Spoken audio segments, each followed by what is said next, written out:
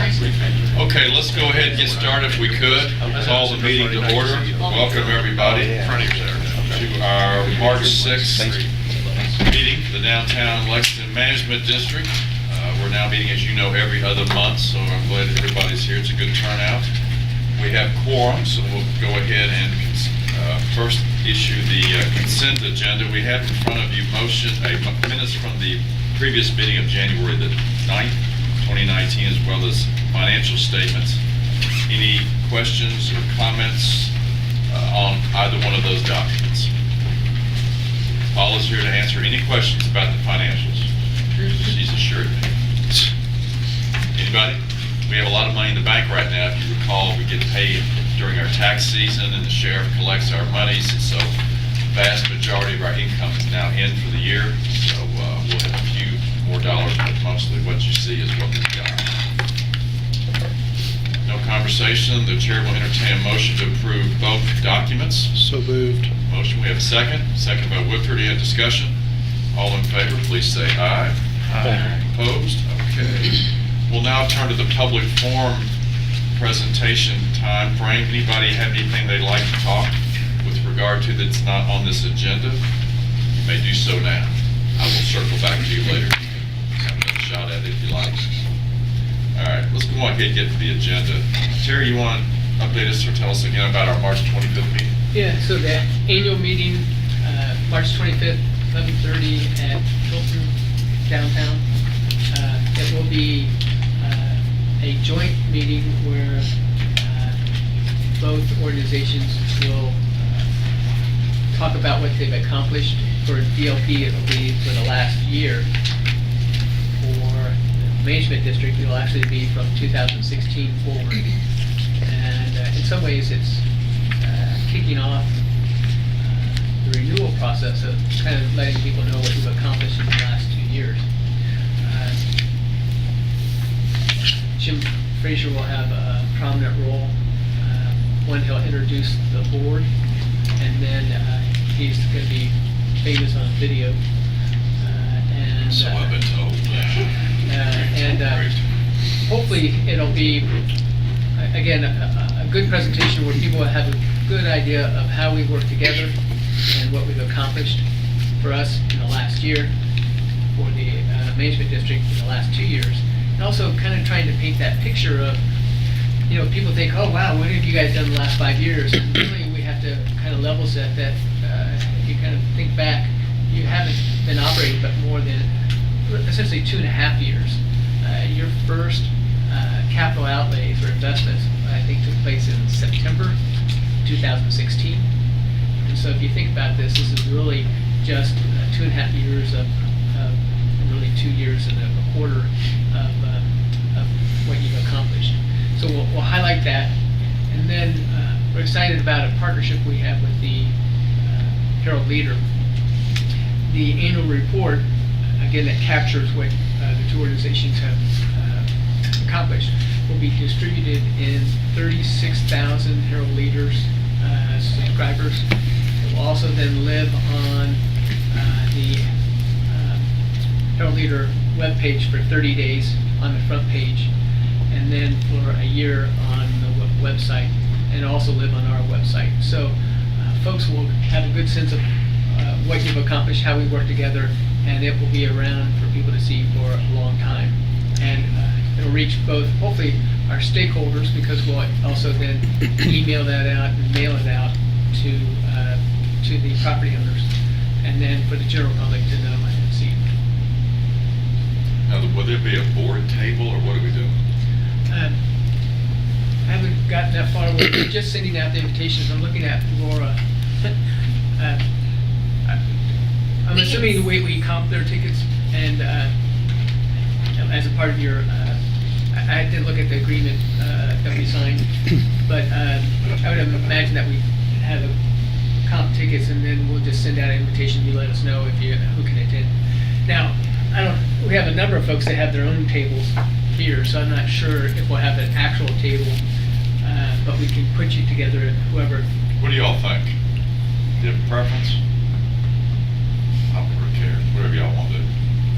You got a table, and I suspect my group does too. I don't know. Maybe a lot of us do. So this is a paid deal that we actually make money doing this, or we try to defray the costs? Who's we? Us, you and me, the now management district, Me, buddy. partnership. You, Partnership Stu, and I makes personally. dollars out of it, you guys are a sponsor of it. Okay, all right. So when you say we, I want to make sure we're understanding this.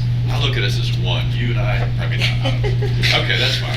Well, let's all come if we can. This is a big moment for us to get our message out in front of a lot of people. So as many folks can come, I appreciate it. I think it's a good sign of support and solidarity. So I'm counting on everybody to show up, and we'll bring a lot from this office. I know a lot of the organizations. Well, Larry always does. So let's have a good. What do you anticipate the turnout will be? Any idea? 300 to 350 for the Good. room seats. That's great. All right. Super. Yeah, so anyone who hasn't already, as part of corporate purchase a table, will be comped, and we'll reach out to you to get your reservation. Okay, so 11:30 at the Hilton, March 25. Okay. All right, you want to update us on the off-duty police patrol update? Yeah, so if you remember, we issued an RFP for a provider to provide a off-duty police officers. After that RFP process, we selected Guardian Security, and we've been meeting with them to begin planning, and also meeting with some of the merchants to get a feel for some of their issues and how we can help address those. And right now, for March, it should launch March 15th. We have funding that will take us through June 30th. And right now, we think we'll be able to do a 7-day-a-week patrol. It'll be a daytime patrol that will cover the entire district. And then a nighttime patrol that is kind of weekend-based, or Thursday through Saturday-based, that will go until 2:30 in the morning, and it will be more centered in the entertainment area of the core of downtown. They will have a number of different benchmarks that they have to do, just like with the ambassador program. By the way, they'll be coordinating with the ambassador program when the ambassadors are on. And part of their benchmarks are stopping in to see businesses, customer contacts, and so on and so forth. How many garages and/or lots they patrol. And one of the things that we're excited to, we're trying to put this together is we're going to have a cell phone for the patrol. We're trying to get cell phones of all the merchants. And so when the patrol comes on duty, they will text the patrol, text the merchants. Officer so-and-so on duty for BLMD, call or text if you need me. And so there'll be a real good coordination and outreach. You know, for some of the issues that we have as a downtown, the transients and those types of things, sometimes they're hesitant to call 911 because they don't think it rises to that occasion, even though we've worked with them in the police department to say, no, go ahead and do this. But this makes it easier that they'll get to know the patrol. They are engaged. We think it'll be a real good way to get them to be a real asset for the downtown. And then they'll be coordinating with David and his crew. So look for that to launch March 15th, and we'll do a news release and things like that to let people know about it. And I hope that they also will, when available, the supervisor will attend our merchant meetings so they can help address any type of issues. And one last thing, this is an enhancement, not a replacement of services. So the city is maintaining their level. This is how do we provide more and help our customers, our businesses, and property owners. Any questions about that? Let's hope it gives the desired results. We've been having a lot of complaints and conversations about folks on the street. I talk to Dudley probably once a day. There's a lot going on out there, so let's see if this gives us. But I would like to get a lot of PR on this. This is talk about low-hanging fruit, evidence of what our tax dollars are going for. This is kind of a big deal. If we look at all of our surveys and what people talk about downtown, their biggest issue is this. Yeah, and you should say assessment dollars. Whatever, whatever you want to call it. We all know what it is. That's right. Assessment dollars, thank you. Any other questions on the off-duty folks? Terry, how much we spend a month on that? It comes out to first 2 weeks, $7,125, and so it's $14,250. And that'll end up being $50,008 through June 30th. We've done our calculations right. So it's not inexpensive. No. We get the value of it. Yeah, and so and by the way, we're hitting it hard to try to dislodge some of this behavior. Obviously, 50,000 for a quarter and 2 weeks is not sustainable. So for our budgeting next year, we'll have to kind of figure out how we ration and what a year, 12 months worth of patrols would look like. Anybody else? Steve, what do you think? You think this is a good thing to do? I don't know yet. It's a lot of money. It's a lot of money. Yeah. Guess we'll see. Yeah. I got a quick question. Yes, sir. I'd be curious to know what. Oh, I'm sorry. I apologize, Dougie. I should have said something. This is Dougie Allen. This is Dougie's first meeting. We're glad you're here. Welcome to the board. Thank you. Talked earlier, he and I, but I wanted to formally welcome you. I apologize for No, that. that's Thanks quite for all right. speaking up. Go ahead. So, and we had a brief meeting on Friday last week, and he brought me up to speed in a very crunch course manner. But I was curious to know what the city's coverage of downtown is, particularly in the evenings. Because as we talked about on Friday, this could be a really good thing, but it is, like you just said, it's not inexpensive. So my thought process was maybe this can be somewhat of a pilot to show the city, hey, we need more coverage downtown, so that it's not necessarily on our budget, but to show the city that this is something that should be more of a priority in their budget, if you will. So I guess my question is, what's the current coverage look like with the city, and how can we supplement that? Or that's what I would like to see out of the next 3 or 4 months, I guess. Any of our city folks have any response to that? I have no clue. You all mind? No, I think we'd have to talk to the council. I talk to them all the time about getting more people down there, and they say they put everybody they can. They're really stretched for the downtown university area. There's a lot going on down around Two Keys, and so they've got a lot of people. And of course, what Dougie's brought up is kind of delicate, because we're supposed to be enhancing, Right. not replacing, so we have to be careful about that. So, yeah, I think maybe we need to have the police come in and talk about their staffing levels, maybe. David, what do you see on there? I did want to say something about this. Like in the packet, I had a picture of a couple of guys that were sleeping in the pavilion. And I called the police for them, because it was camping. But they can say that there's nothing against camping that's in wording for the pavilion. But if we had that presence, like Terry was talking about, it would have benefit us a lot, because when I called the police, I waited for an hour, then I had someone else come over there and wait when I left. Police never even bothered to come. But if we had someone there that was working with us, we'd have had somebody to take care of it right away. So like I said, it would help us a lot, where we have someone that when we have a problem, we have someone to take care of it immediately, as opposed to, like you said, the police are stressed out. So they can't get anyone over there, or they look at it as it wasn't a priority for them. So they're not going to respond. You're not going to get a quick response from them. So if we had someone that we can call who answers those questions directly for us, it'll benefit us a lot. Like I said, Mike, he was sleeping in there. Called the police a couple of times. That's the same gentleman that we tried to get when the temperatures fell real low. He wouldn't even go to a hotel or anything. So they had to force him to leave the pavilion. And he made it his home. He'll go over to the corral to use the restroom, get something to eat, come back, got chairs lined up beside him and everything. But they said there's no law, there's no sign that said no camping. So with the police being with us, they can come right and just respond to that immediately for us. So I see the benefits of it. Well, I think there's a couple of things.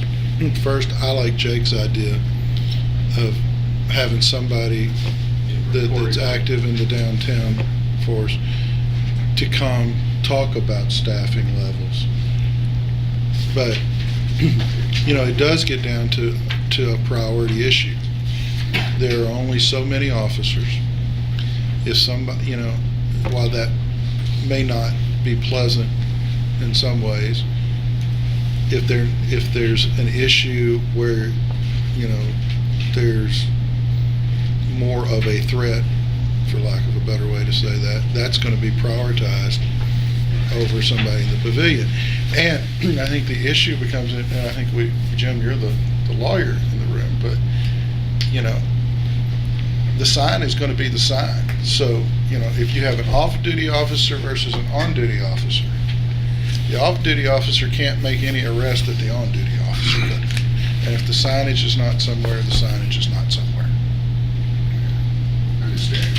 But just to say, their presence alone, it makes a difference. They're more quickly to leave just if the police is in the pavilion or just comes through the pavilion, just says something to them, they'll get up. That's what we come to see from most of them. That's along with the panhandlers also.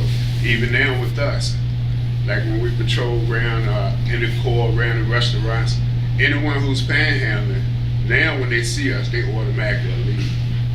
So with the police, I'm pretty sure they'll run now if they're there.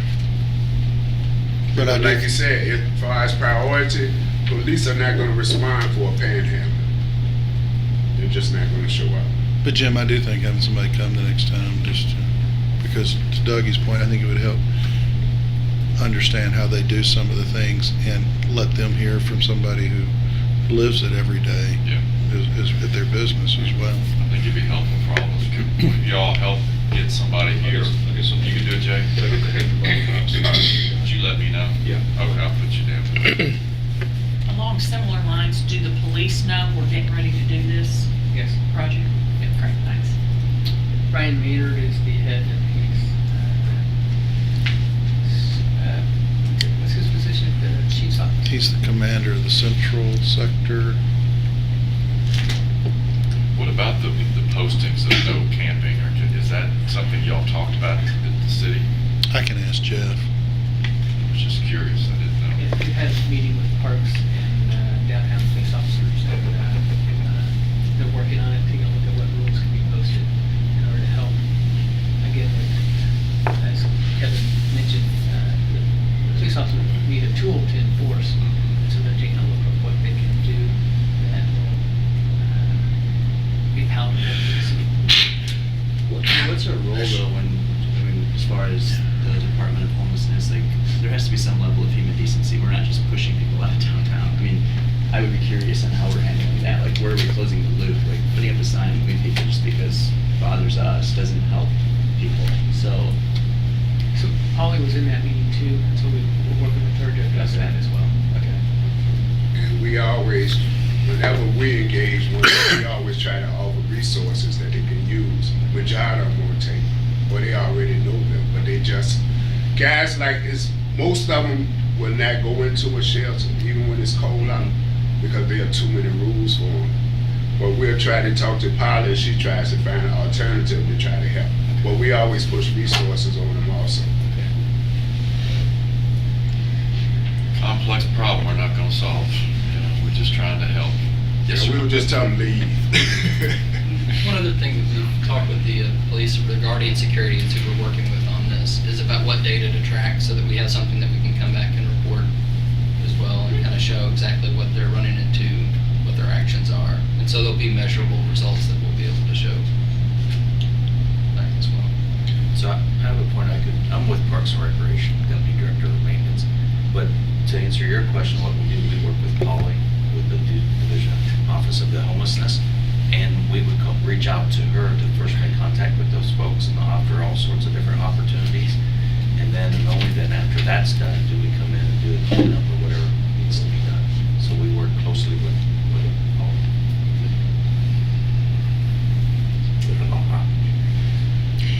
Well, There are dark nooks and crannies downtown, and actually, downtown, I was downtown about 8:30 last night, and when you come down Mill Street and turn right toward Broadway, the Triangle Center, that first little indentation where you can go into the building, all dark. Okay, back in here are these two people. Honestly, they look like they had come to camp for the duration. A wheelchair, that must have been their prop, and then a big blanket over, some other things. So I just stopped and took their picture. And the woman said, "What are you doing?" And I said, "I'm taking your picture." She said, "We don't want our picture taken." And I said, "Well, you're not supposed to be here." So then I called 911. And I told them it wasn't an emergency, but, you're texting the number of the patrol person to the property owner if they see something like that. Maybe it would give them courage to call the police. Well, this morning, it was about 5:45 on my way to the Y. I made a special trip by there to see if they were gone. Now, they were gone. Now, when the police may have come, I don't know. And I wondered about the security inside that building, why somebody in the building. There was a security guy walking around, and I rapped on the window. I said, "Do you know there are people camped out up here in your doorway?" Well, you would kind of think that that person would have been aware of that. It's a guy named, his name is David, and he's an amputee. He always camps out right there. He usually, when I come in the mornings, I check for him also, especially when it's cold. Now, Barry, the security guy inside the building, he usually comes out, and if they're still there, he'll get them to leave. Okay. I don't know about the person who does security at night, but I know when Barry's there, he'll get them to leave. And David is one of the guys that I've tried to get to go in somewhere also. But he won't. He told me that Friday he's supposed to be getting his prosthetics where he won't be in a wheelchair anymore. Oh, good. And I also was telling him, well, are you going to try to use a resource where you don't have to be outside anymore? And it comes down to the same old thing where they just don't want to go in anymore. Yeah. Yep. Karen, could you go through what these, the Guardian security guys would be authorized to do? They are duly sworn police officers, so they will be able to make arrests or take runs if needed. Really? Okay. They're required, it's at least my understanding from doing a optic patrol in Texas and Indiana, if they're in uniform, they're required to take action if they see that there's a need. So I don't remember, I remember seeing the RFP, but I don't remember all the details. Who picks up the liability on that during that time of service when they're off duty? They have a certificate of insurance that named the management district and the partnership as additional insured. So Guardian Security. Being self-insured, we have a tendency to be Oh, yeah, concerned absolutely. about that. Great question. Anybody else? Okay, we'll keep an eye on it, but Jake, if you could, at the next meeting, we'll try to have someone from the downtown sector come and address this body and answer questions. Okay, let's move on to a tad more lighter topic. Intro, that was very lighter topic. good. Thank Lighting you. proposals, Beverly? Sure. So, this is about an enhanced lighting project for downtown. Lights can transform, and this is only going to be about 3 or 4 minutes. Lights can just transform a downtown, any downtown, and make it go from dark to dazzling. When the sun goes down here, our downtown is dark. We have street lights, but it's like having a bare bulb in the middle of the ceiling. The sidewalks and the buildings are dingy and depressing, and so that's where this enhanced lighting project comes in. So, like many things, the key to success is timing and catching the wave. And man alive, do we have a big wave starting down on Broadway. It is lighting the skywalks, the two big skywalks, the two big pedways over Broadway. Let's see. There's the one from the square to the garage, and then further down is the one from Langley Properties to the Hyatt. The stakeholders in this end of the downtown, Main Street, Broadway, I mean, they are into this wholeheartedly.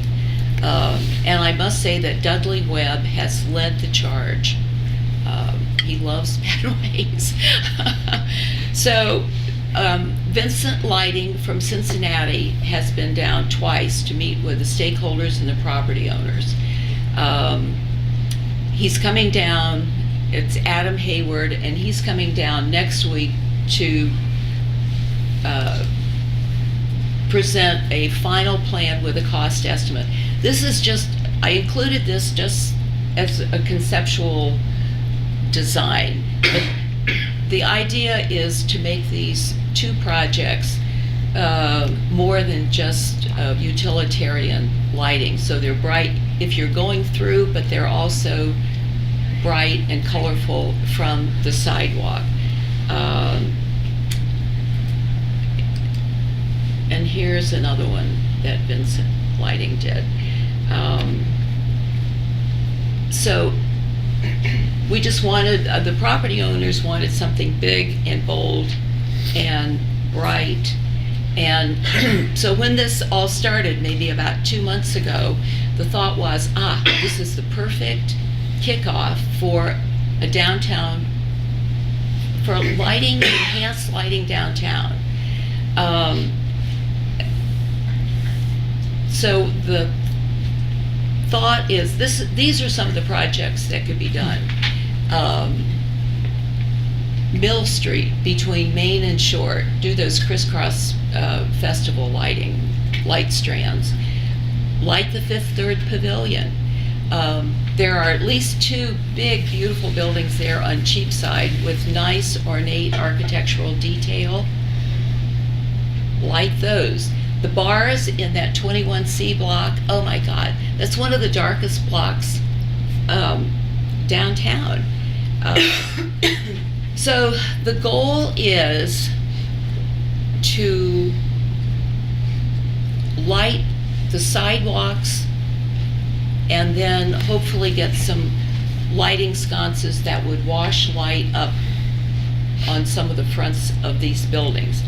So, you know, I think the obvious first question is, how are we going to do this? And put a press release out just to alert all the property owners. But, and then it's just going to take talking to property owners. You know, this is your building. I mean, you know, a lot of property owners, I don't think, are even aware how dark their buildings are downtown and how dark downtown is. I talked to Farrah Alford yesterday, and I think thanks to Dudley had called him about this pedway project, and he needs to come to those meetings. But anyways, Mr. Alford said, you know, he was at a ball game recently. He said, I walked back and I looked at my building and I said, God, is that dark? So they're doing two things. They're going to string all the lights around the roof lines of Triangle Center, and then he's getting an estimate on putting lights under that overhang from Triangle Center over the sidewalk. So we'll see, you know. But he said he would do it. I just think that there are a lot of property owners who aren't downtown at night. They don't realize how dark downtown is and how much just lighting their own doorway or their facade can mean. And the other thing is, there are so many buildings downtown that already have the electricity out to the front of the building. They have lights. The lights are either not turned on, the bulbs are burned out, the fixtures are broken. But at one time, there was some sort of electrical activity out there. And you know, the other thing is, I think that if we start this, that people, look how dark that is. That's down there on West Main. And look at that. See how pretty that is? That's on Cheapside. If there could just be some lights on that ledge, a couple of spotlights beaming up. So the second thing is, what is it going to cost? One, we're not going to ask the city for any money. Writing that down. Secondly, I don't think, you know, lights are an economical way to make a big dramatic impact, and I don't think it will be that expensive on any individual property owner, of course, depending on what they do. I've had a $10,000 anonymous donation to this project, and because it's going to be a partnership between the management district and the downtown Lexington partnership. So I'm hoping that, you know, the management district and you all will at least match the $10,000, and if you can dig a little deeper, that would be good. And I think to use that money, if we have a couple of pilot projects we want to do, we can use some of that money to help a property owner. Okay, let's get you started and show other people what can be done. Or, you know, be an incentive. You're a small property owner. You know, just if nothing more than putting those festival lights around the front of your window. Mm-hmm. So I'll give you $250 if you will match that to get some lights out there, or lights on the top of your building. Although we're kind of dark over there right now. It is dark over there. Yeah. Let's see. Is there anything else? Oh, see, now look at the Village Idiot. There are just a few spotlights there on the front of the building. Makes a big difference. And there's Millwards. And all they have, I think they may be little gooseneck lights along the front. And of course, some buildings and properties have already been enhanced. That's the shining example. Okay, well, that's it, and thank you for letting me tell you about it. And I wanted to do this just, one, to inform you, and then secondly, that I hope the management district would buy into this project and we would get board approval. Can you put the headway back up for me, please? Go ahead again, Ken. Yeah, you know, we talked about this a few months back. And, you know, I kind of say the same thing I said then. It's a great idea. One of the questions Beverly just answered, how do you fund it? She's obviously gone out and found somebody who's willing to put some skin in it. And then thinking that we should in some way participate as well. I don't think it's only a lighting project. I think it plays into the whole public art conversation as well. Security. You know, we've done the matching program for the facade improvements, and I think Ethan has done a really good job with that and kind of really making sure our money goes a lot further. But that's because you had somebody that was really dedicated, knew what they were doing, managing that on a daily basis. If this is going to work, who's going to manage it? Me. So that, I mean, that didn't come out in the presentation. So, if,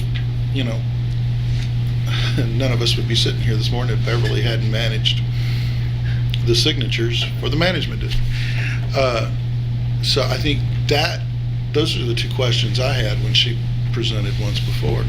This is something that, with everything else that's going on in the downtown, to the positive, the courthouse, the convention center, other thing, this is just continues to add to that momentum. And if Beverly's willing to dedicate that time, I would hope, from the city's perspective, the mayor and I have talked about this, that we would be able to find some resources to help match the anonymous donor. It looks like it's about, we did some rough, I've been going to these Pedway meetings with Beverly, Doug, and Clifford, and others. Terry's been there. It's about $110,000, it looks like, per Pedway, okay? This one right here that you're looking at, that's the one that connects the garage to the square. And Dudley has talked to the owner of the square. They're willing to put in a good chunk of money, much more than the 10. I've talked to the parking authority, which I sit on the board there. That's our garage that connects. We're willing to put in a chunk of money because it affects our customer base to and from. So we're vested players. And I think if this organization would come to the table, we get a long way of getting close to getting this thing funded. And I've talked to the Langleys, I've talked to Luther. Everybody is interested and willing to participate. All the people that are going to directly impact this. So if we could do this with, if you can do that, Kevin, that's great. But our program was to try to get this done without burdening you all. I was talking about management district money. I thought you meant the city money. I'm sorry. I will tell you this Pedway, the parking authority will manage that. I know what It's going to be set up like they did the lights on the garage. It'll be all color coordinated. It'll be computerized. We can change the colors for the seasons, for the events. We can make it move. We can make it wait. We'll do whatever. It's all limitless. So the idea is this $110,000 will be a big bang for your buck. You'll notice this one. You really will. And the idea is to match this one and the one that goes up to Robert's building, so we have them both over Broadway done. So what are you thinking our financial commitment should be? Needs to be in the ballpark anyway. Yeah, well, I think we need to support both projects. The parking authority's got a vested, I can't really get them to do both, but this one, they will do. And so, I don't know what our budget, Terry and I talked about it, we could do it 2 months, because you think about it, you roll over to another fiscal year. We commit so much this fiscal year and so much next fiscal year, but, what do you think? So you have 36,000 in a special projects public art for this year. My thought was you could allocate 30,000 per Pedway, put 30,000 from this year and 30,000 from the next fiscal year, and that would get I'd probably put it over the finish line for both of these projects with the other private sector.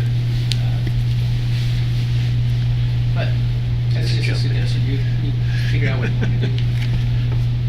Beverly, have you all talked to KU? I'm sorry, Have you talked to Kentucky Utilities? The reason I ask is a lot of times they will they're going to get an increased electric bill, and they a lot of times will have some programs where they'll make a contribution. It seems my impression. I don't know for sure. I just thought that they'd be worth talking to That's see. a good idea. They were helpful on the light stand that got strung over Shore Street. Mary Quinn was telling me, so they were helpful on that. So it might be worth a call. I will. That's a good idea. Stan brings up a good point. If we do this, who's responsible for the increased electrical cost? Well, the parking authority will pick up the one on this one. Because we pay for we own the garage, and I was telling you, if you'll... Yeah, we're talking about that, yeah. Okay. With the proposal that light companies provided, we've asked for also an operational budget of what they think the electrical costs and maintenance would be. And it's pretty nominal, and that we would have the adjacent property owners. I think for this project, but for others downtown, these are LED lights that are very light, very efficient. They draw little electricity, and they have a fairly long lifespan. So I don't think the lighting bill, is going to be huge for this or for like lighting the Fifth Third Pavilion. So it sounds like the decision we have to make, the thing that concerns me is if we have 36,000 for public art and we spend 30,000 on lighting, that leaves you 6,000, obviously, if something else comes along. Is that a good number? I'm not an expert on cost of, public art, so. That's the part of it that would trouble me a little bit. It sounds like we're basically leaving no money anywhere else for other potential public art projects, but then we really hadn't put any money in public art. So, I mean, it just worries me with only 6,000 sitting there. We only have 3 more months in the fiscal year. Yeah, but I'm talking about for next year as well, because we'd be making essentially a 2-year commitment, it sounds like here, 30,000 in this year, 30,000 in the next year, if I heard right. Yeah, I mean. So that means all of next year we would have $6,000. It depends, you haven't approved the budget yet for next year. You can figure out what you want to put in the public art budget, knowing that if you want to do this, what Jim and Beverly think is a significant project, you can budget for that priority and the other priorities that you establish at our next meeting. So it's not like you have a static budget of you only have 36,000 and 30 is going to go to this project. We still have a little bit of a. And you have a balance of 100,000 or there 80,000. So you're not cash poor at this point, I would say, or for the foreseeable future. So, that balance that you mentioned, is that just in special projects or is that overall? Overall. So, so my question is, and being new to the board, it would be helpful, and it would probably be helpful in a lot of categories, a lot of line items, but it would be helpful to see kind of what we've spent in the past on special projects to kind of gauge if 30,000 is going to lighting and that leaves us with 6, what do we normally spend and what do we spend that on? So I would be curious to know that. And secondly, Vincent Lighting, have they looked at any other properties or just the Petways? No, they have looked at other projects. I've been in contact with them for over a year, and their representative, Adam Hayward, has been down several times. I wanted to know, and he got some figures together way over a year ago, which I can't find and he can't find. But he said that he would do another walk around to give us an idea of what it would cost to do enhanced lighting for the Fifth Third Pavilion.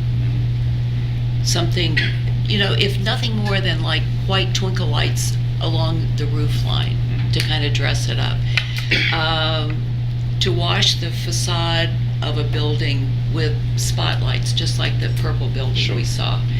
And the other one was 21C, what it would cost. The way that building is built, you go up like 1 or 2 stories and there's a ledge, and if you did lighting around that ledge coming down, that was about $10,000 to $15,000. If you went up and did lighting around the top of the building, that was about $75,000. So I think it would be good for him to come down again. I mean, if you really want to do this, and this is going to be a project, that we go forward with, then he would come down and we would walk around and target certain buildings in certain areas and say, what can we do and how much would it cost, and go from there. So, and I guess my line of question is to get to the point that if over the next 2 years, 60,000 of 70 is on 2 petways, what else could that go to? How far could that go with multiple projects throughout downtown? Well, my understanding was that the stakeholders and the property owners down on that end of Main Street had pretty much agreed to finance the lighting of the pedways. My $10,000 is not going to go to lighting the pedways because, I mean, pretty much, that has been taken care of. So my thought was that if the management district wants to put up $20,000, that it would go, we would open a special account and the 10,000 would go in there. Any contribution from the management district, from DLP would go in there, and then we would decide how to use it, but it wouldn't go for the pedways. So you're saying 20 instead of 30? Well, 30 would be good, sure. I didn't want to scare you all. My suggestion would be, and I don't want to make this an emotion until all enough people. I don't have, we're getting close to the end of this year from a budget standpoint. I really don't, because I just think about Woodford. I don't know how many of you all's folks go back and forth across that pedway, but I know even if they're not going back and forth, the lighting aspect down below has an impact. If we wanted to commit the 30 that's in there this year and get this started so everybody can see how it works, and then determine as the budget is put together next year if we want to continue that or not, which I think when everybody sees it, we're going to want to, personal preference. But I really think if we want to go ahead and commit the 30 that we've got in there for this year, but I don't think we should be committing past a budget that has not been. Setting priorities is one thing. Funding your priorities is a totally different thing, and I think we should wait until that budget is put together to determine that 30,000. It makes sense. Beverly, I would like to see whatever contribution this organization makes, and I'm hoping it is 30, to go toward these pedway projects. We need to get something done. We're getting ready to go out the streets and ask that this be signed up again. We need some tangible proof. I think it's cleaner. I think it's safer. Do they think it's prettier? I don't know. It's an eye of the beholder. But this lighting on Broadway, these two things will get people's attention, and we'll get the publicity to know that this happened by virtue of the management district, the management partnership, the Lexington Parking Authority, stakeholder, private taxpayers. We're all in it together here, the public-private sector kind of comments. So I'd love to get these two things off the ground and going. And we're on a track if we continue moving. We can get this done and out before we hit the streets trying to get this thing re-upped, right? Oh, yeah. Yeah. So Oh, Jim, sure. so Jim, not hearing a lot of pushback, I'm going to go ahead and make the motion that we commit 30,000 from this year's budget toward this lighting project. The pedway projects. As long as it's matched by the 10. I don't think Beverly wants to take her 10. I don't want to take my But 10. Joining property owners investing as well. Well, I've already got 2 Right. that agreed. So you don't want your 10 in on there? No, I don't. She wants to hold her 10 in Yeah, it's reserve for- for it's for the sure. bigger Other picture that things. Doug's talking about, yeah. Okay, I'll change the motion to put the 30,000 from this year's budget into the lighting project, At Skywalk. Skywalk project. the pedway project. Yeah. We have a motion, we have a second. Discussion. Where's the rest of the money coming from? Parking Authority will put up probably 30,000. Anderson has agreed to put up 30,000. Yeah, and I still got Robert, who's agreed to put up an undefined amount, Luther, and Dudley, undefined amount. We'll get there. We're gonna get this done. All right. And if you would like to help, I would love to have you at the table. No, I'm fine. Anybody, but I'm serious, this is something we can tangibly do, it's doable, do it quickly, and have a great effect. I think And you're so. right, people will see this and they'll get excited about it. What else we're gonna do, and that's what you wanted all along. This would be a good kickstart Yeah. for this.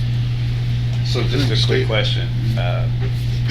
It sounds like if you got 60, you don't really need the whole 30 just for one pedway, right? Or Well, not? we're doing 2 pedways though. Well, So the yes. 30 would be to supplement both? Yeah, so I mean, if we started this year, and Kevin's motion is actually just regarding this budget, it's basically 15,000 per pedway. Okay.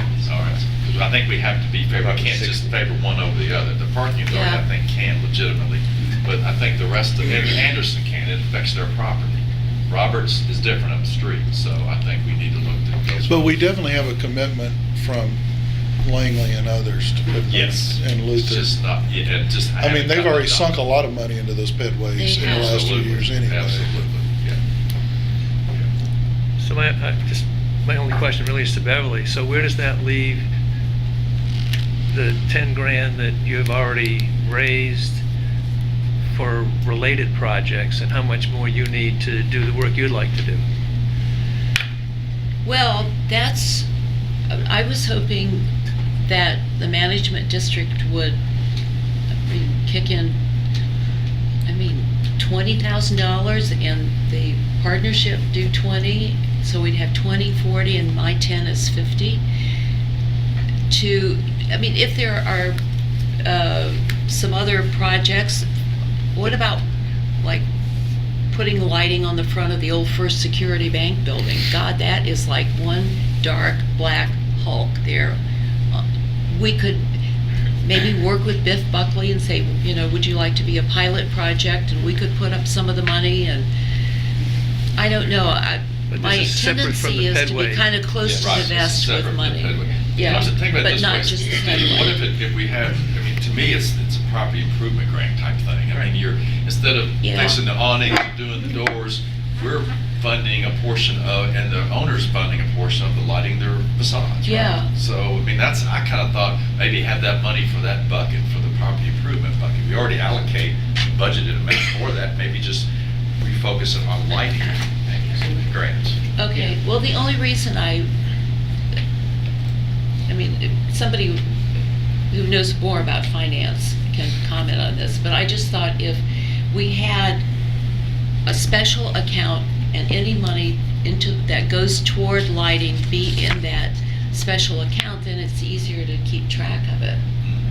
If you'd like, I'll work with Beverly, and at the next meeting, we'll come up with a proposal to support that, has more details, and I think we covered it. Okay, more of a broader. Is It's there kind of a- like the phase 2 of a lighting Yeah. project, with phase 1 being the bedways, right? Yeah. and- That could and- be, and yes. kind of almost a subcategory of the property improvement grant. We'd want an application process, we'd want to have the committee review and approve it. So I think we can put a structured program together for you to review and approve, and that's what. And determine how much, Yeah. some kind of ratio of what the property owner has to put in That's right, as well, yeah. like the other. Yeah, so I'll work with Beverly, and Ethan will help, and we'll have a proposal to you next meeting. But this has got to get started, like, immediately. Right, that's what- Because this is gonna be important in the reauthorization conversation. And, these things don't just happen. It looks like it's easy, but everything is talking to people and, getting bids and yeah. So I think it should start immediately. And Terry said that I can have an office there. And an office and a parking permit and a computer, and so. Parking permit, easy. All right. No, but I tell you what, I really think this will make it a difference, and I think once you all see, you'll hear a lot of positive conversations about this, and I give Beverly a lot of credit. She's been driving this thing and driving me on this issue, and I'm all in. I'm with her on this one. I think we can do this, and we'll sit down. I probably need to we'll go sit down with Robert and Luther. We'll get some quantified Yeah, I numbers. think, maybe we come up with a catchphrase like illuminate Lexington, Yeah, and do self-help. You might want to talk Yeah. about the churches that you've mentioned that have lighting that just, the bulbs are out. A lot of it may be self-help and knocking on doors yeah, and saying, hey, would you You're do right. this? Like 21C has the money to do their own lighting. I really Yeah. don't want to supplement 21C necessarily, but that could be artistic for them Yeah. to illuminate in a certain way, and they may be able to do it off the old courthouse or whatnot. But others may not have the funds to do it. That's So exactly having right. a Mhm. matching fund could be helpful. yeah. I'll just kind of one other comment. If you've been downtown at night at all, and you've been around the courthouse, the old courthouse, you understand what lighting can do. That building is a handsome building, but at night it just pops. And it adds so much to downtown. So there's a lot to be gained without it. It's not a huge expense. So I think it's a good project. Yep. Okay, we have a motion, we have a second to that motion to allocate $30,000 toward the two pedway projects in this fiscal year. Is that correct? Any more discussion on it? I'll call for the vote. All in favor, please say aye. Aye. Opposed? Great, thank you very much. I certainly Thank appreciate you that. Yeah, very much. We do.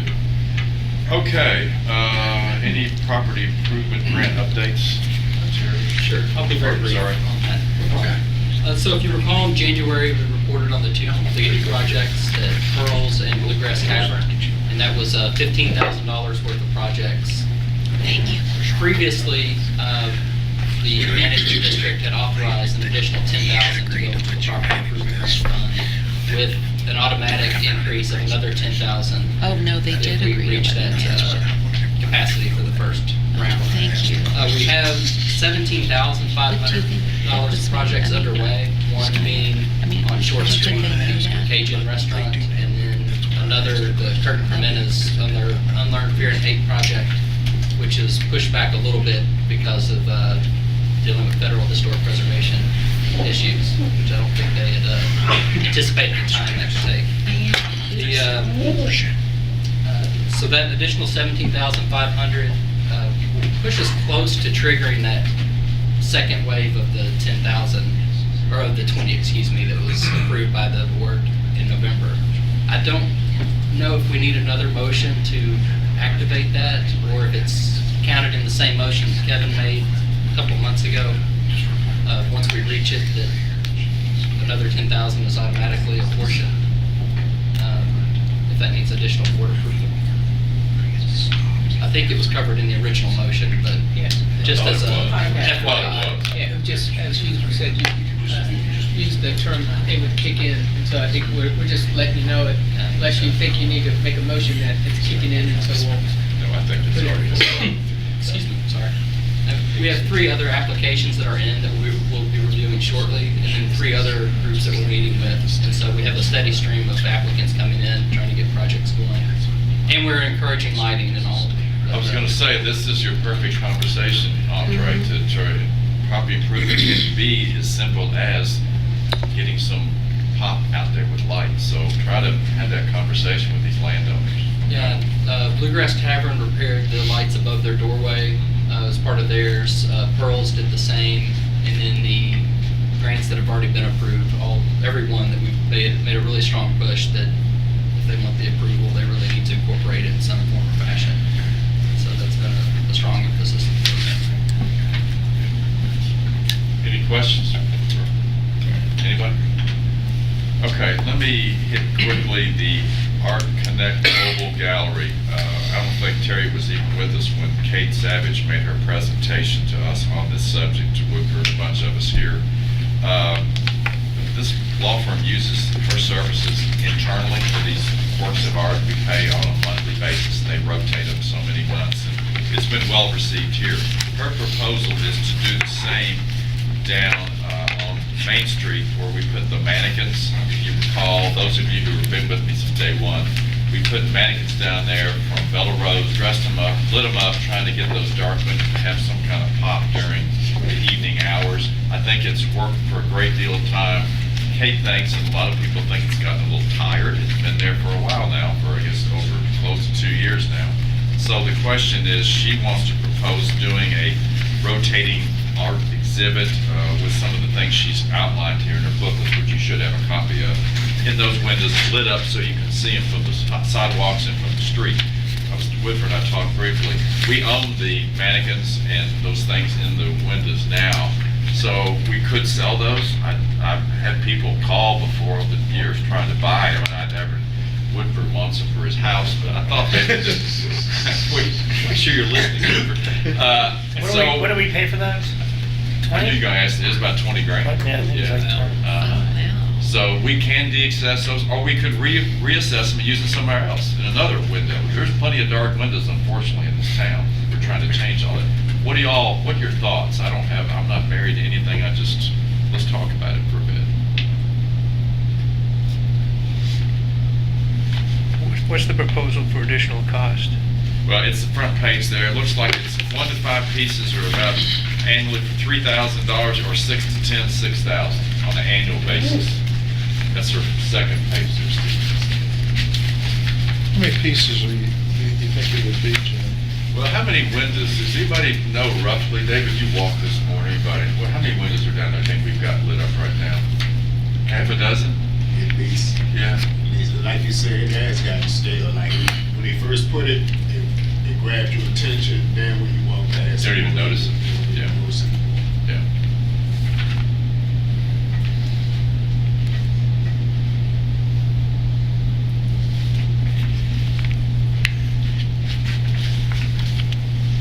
This is kind of our public art discussion. We haven't mentioned, we only have so many dollars to spend around. So I don't have a problem if you want to reinvigorate that space. We can start with 1 to 5, but that's the tariff on it.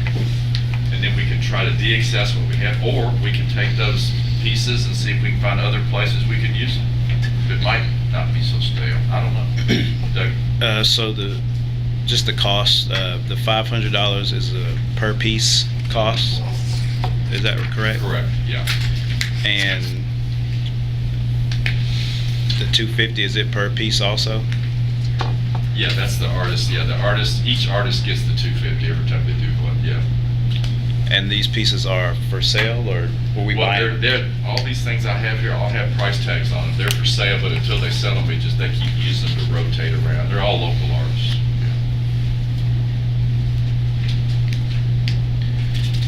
Okay.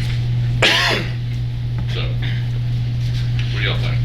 We talked about whether it's the lighting or the other project where the property owner puts in money as well. Did the property owner put anything in toward this? This was Farah, and Farah, short answer, no. But he did give us access to the property, which he didn't have to do, and he allowed us to run more electric, which he didn't have to do. And so, no, he didn't put any skin in the game, but he did give us access to it, but we could not have gotten otherwise. Well, I apologize if I'm asking a lot of questions. Just trying to understand everything. I don't know everyone. I don't know what everyone does. So if I say anything that offends you, I apologize in advance. I'm just want to make sure I understand. But in my opinion, I would think a local artist would love to have their pieces featured. So I don't necessarily completely understand the cost. Maybe understand the stipend. That sounds fair to me, but I don't really understand the cost that much. I mean, it's an opportunity for them to get exposure, and the piece is for sale. So if somebody wants to buy it, there's where the cost comes from, that $500 or whatever. So, and maybe you can't get artists that want to donate, I guess, their work, and if that's the case, then I guess I understand the cost a little bit better. But to me, if I was an artist and I had an opportunity to get my piece on Main Street under lights, I would gladly take your stipend, and my artwork is still for sale in the window. So, okay. What does in that case, what does the 500 really go toward? Setup. Yeah, I was just Kate's time. Yeah. making it happen. Yeah. I'm just curious, I mean, Managing the this is her business, so Yeah. there's some, she's not doing it. Oh, it's profit, there's profit Yeah. in here. Let's be wondering. honest about it. Yeah, I'm just wondering, Sure. should we negotiate with the artist over at Victorian Square? They want you to come up there to see their work. I bet you they'd be delighted to put some of their work in those display windows. Yeah, this is. And there's some really good You're people right, up we there, could too. do that. Somebody would have to take charge of it, be responsible for it, and coordinate and organize it. She does that for this fee, so that's more turnkey, but it's profit for her. That's fair. I mean, that's a good point too. I Yeah, didn't someone else I didn't has to deal understand with the that. work. Yeah. So Yeah. I guess Could, I like having those windows lit up. I also, can we delay this, I don't want to use the word table, can we delay this and see what first of all, do we need one or do we need 6? Depending on how many windows are down there. And is there a possibility of getting some of the other local artists in a spot where they want to do this and we're not locked into one person doing it. That we've got more, and see what's available to us. Absolutely. And I mean, and I say maybe if we have something more we could look at the next meeting, I don't want to delay it forever.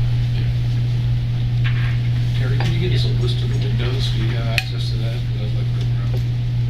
A list of what? The windows that we're currently, it's not like to walk around the street and look at. Discount. You did that? Yes. I guess just to express a personal opinion, Dougie and I are both new. I'm generally not in favor of a lot of temporary expenses. Is my attitude. Even if it's small change, as much as possible, I hope as a board we try to prioritize things that are more permanent. I know that's sometimes hard, so I guess I have more of like a philosophical thing that I don't think we should be having a ton of programs that are temporary, particularly if it's reinventing a temporary exhibit we already did. So I'm just expressing my opinion that I'd rather us figure out some ways to leverage. We got rented out though, so Yeah, I mean, I didn't think that this would be a 2-year project with I think Farrah thought he'd have at least sold or something, and those mannequins have been there for 2 years. They almost become permanent again. But what I like about Larry's suggestion is if you have the artists from, say, Festival Market or displaying, that also then becomes an economic development kind of spin on people who are already as well committed to the downtown. So you have people working downtown and hopefully making money from being able to sell downtown. Is this something some of your people could talk to some folks up there and see if there's an interest, Terry? I mean, I don't think the board's really in a position. I think what you do is talk to Kate, and if you want her to get artists from there, that's who she would feature. But the question becomes, do we have to go that route? That's the question. Do we have to take that step, or are those artists, is there another way? You have to get somebody in that building for Right. them to manage it.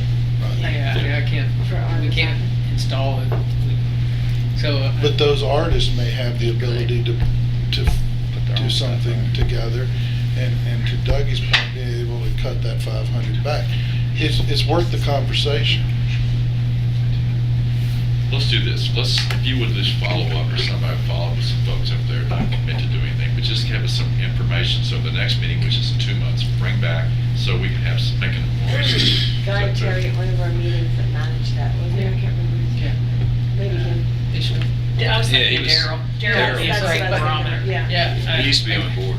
Yeah, and it just sounds like what we're doing is taking someone's business and saying, we're not gonna pay you, but we'll go do it ourselves, and we'll take a look at it. No, what we're saying is we're gonna give more people the opportunity to potentially be in that space. Daryl's pretty involved in one of his things, Yeah. and Julie Quick's also. Yeah, Julie. Okay, we have a marching orders. We gotta get rolling. I apologize, Brandy, I've let you wait too long. Brandy Preacher is here to give us a town branch update. We had a small meeting a couple of weeks ago, but there's some good stuff here. I'd like for you all to give your attention to Brandy. Good morning, everyone. See a lot of familiar and friendly faces in the room. I'm Brandy Peacher. I'm out of the mayor's office, for those of you who don't know me, and I'm overseeing the Town Branch Commons project. I'm interested sitting here listening to you all because I once was with your group at the DDA before it was the merger. So my heart lives in downtown a lot. So I'm thankful for the work you all do, and hopefully you guys are just as excited about Town Branch Commons as our team is. So I'm going to take just quickly to go through why. Oh look, that didn't even show up properly. I would never use a graphic like that. So,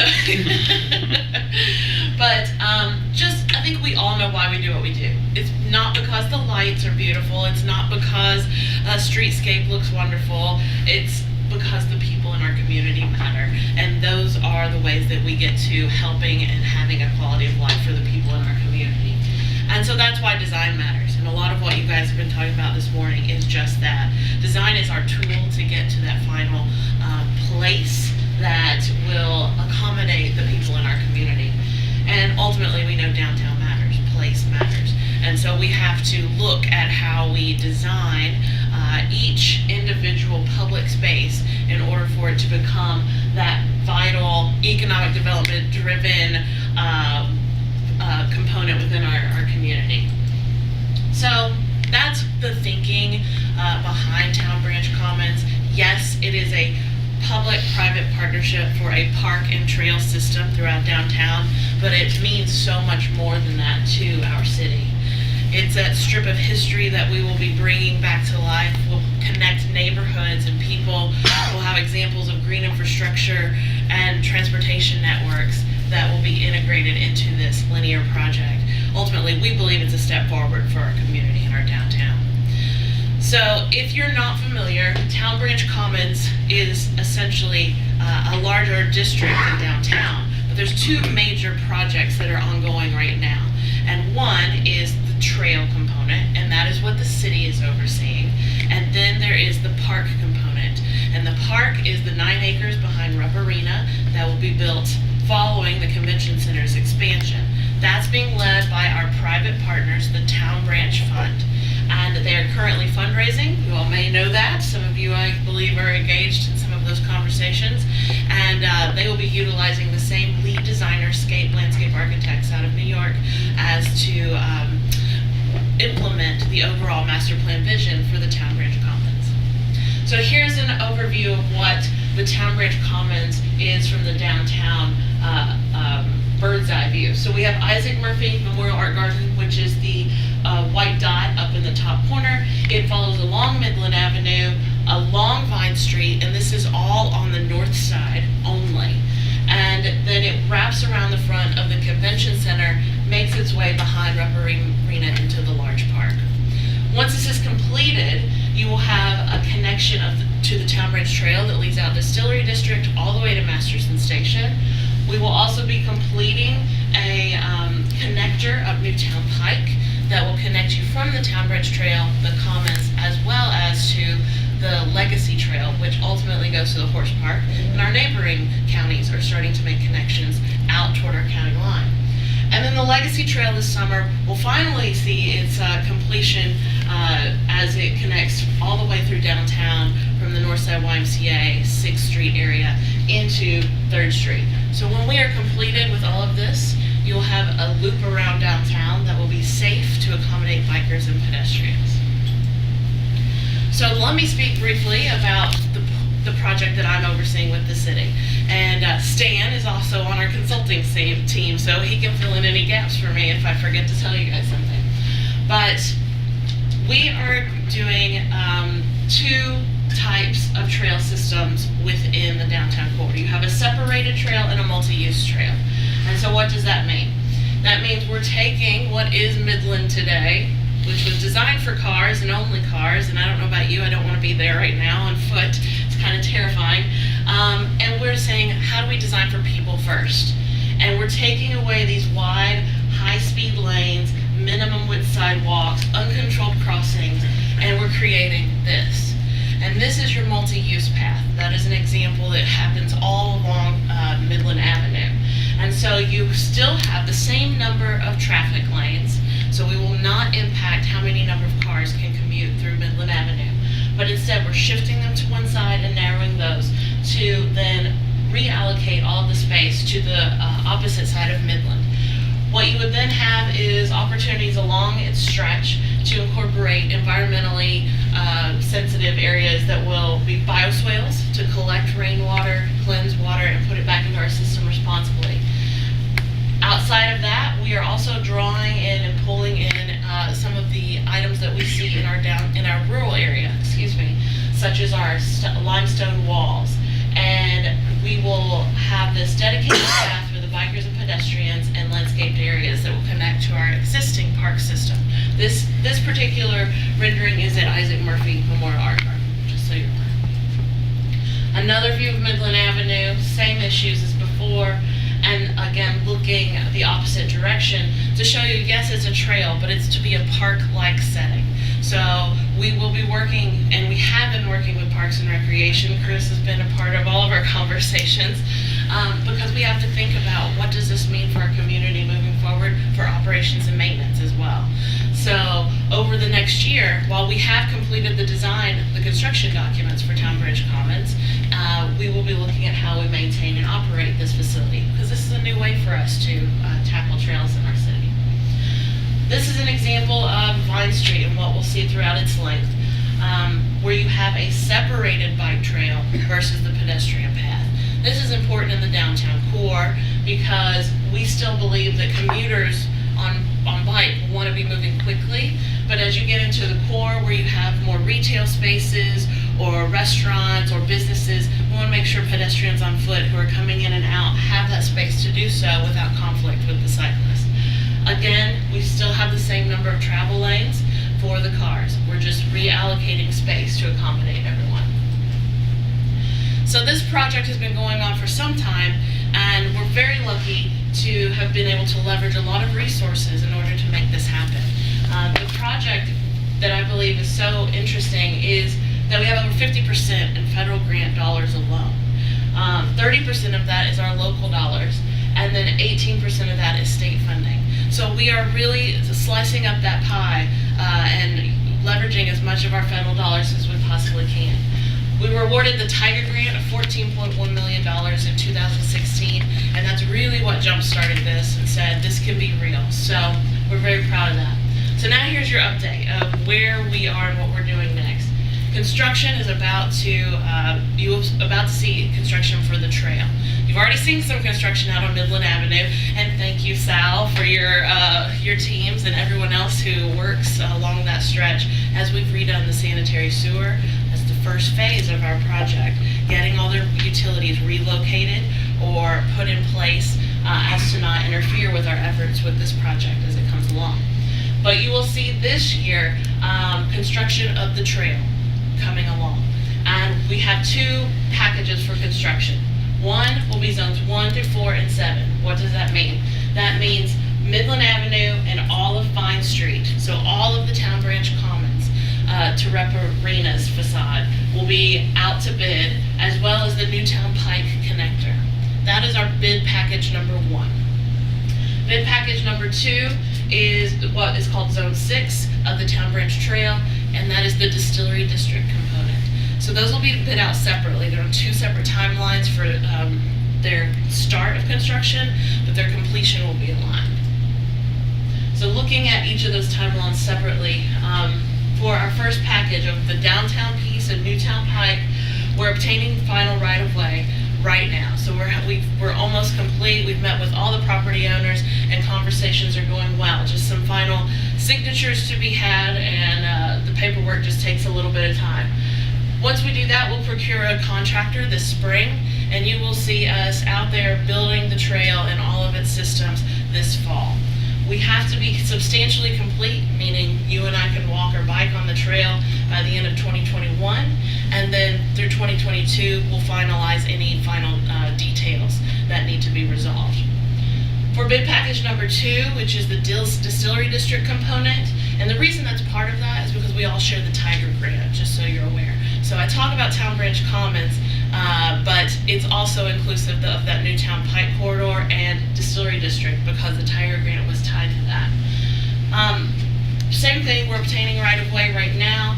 We hope to procure a contractor later this year, so it's a little behind of the other zones. So it might be later this year, early next year before you see construction start down there. Nonetheless, we are on the same timeline due to our Tiger Grant, and so they will also be completing construction about the same time. So we have a lot going on, as you can see. Construction is exciting. It is painful, but please bear with us and spread the word about how awesome this project's going to be once it's done. And because we know there's a lot of community benefits, a lot of what your board talks about all the time that will come from our public space investment. And over the next course of this year, I'll be talking with other folks in the community about what's next, because our funding, it builds the trail, but that means we still have that next phase of making sure we get public art out there, getting wayfinding signs, getting some of those additional amenities to be put into place. And then, as I said, Chris and I and Parks and Recreation and others will talk about operations and maintenance. And I'm sure since this runs through the business district, through the management district, I may come and talk to you guys about some opportunities as well. So that's it for me. Thanks for letting me be here. Open to Thank you, questions. Brandy. Anybody have any questions of Brandy? Great project, and we definitely are all in with you, so we'll do whatever we can. It's what we got, so come back anytime. Perfect. Very Thank you. much. David, you want to quickly run through this report? I've kept people way too long. Yeah, mine is real quick. We mainly talked about what I was talking earlier as far as the guys camping in the pavilion. We got on that subject. But the other thing I wanted to just pass on, being that this group pays more attention to detail when they're out on the street, I've got someone who started tagging, putting tags on there. Hopefully I haven't seen them because we're getting them that fast. But they're tagging everything. I have some pictures of it. And I just wanted to say, if you see one or anything else that needs to be taken care of, just give me a call. But all of a sudden they just showed up and they're just tagging everything, especially electrical boxes. And like I said, hopefully you guys haven't seen them because we're taking care of them as soon as they hit. But if there's anything that y'all see that needs our attention, just give me a call. Pictures are very graphic. Thank you very much for sharing this. Trigger did me a favor, put it in color too. Yeah, you can see what you have to deal with. No, David, any questions of David? I'm sorry to keep you all so long, but I think the lighting was important to talk about some other things. So anybody else have anything they want to visit with before we get out of here? All right, we'll stand adjourned. Thank you all very much.